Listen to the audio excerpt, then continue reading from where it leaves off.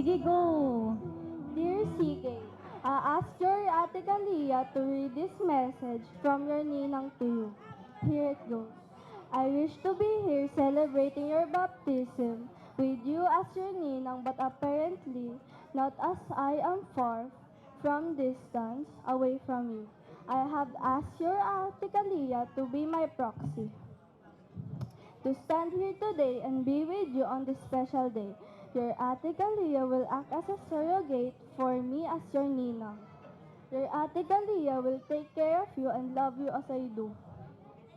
From this day on, may you always remember this special day as the start of your journey of faith. I ask God to look upon you. May He bless you every day and guide you through the years ahead. May you always keep the faith throughout your life and believe that everything is possible as you grow up with Jesus always in your heart. Congratulations and all my best wishes to you, my inaanak. Love and hugs, Ninang Wen. P.S. My pakimkim will be sent out to your through your Daddy Carlos account. Ba't parang gigil? Thank you, Kalia, sa iyong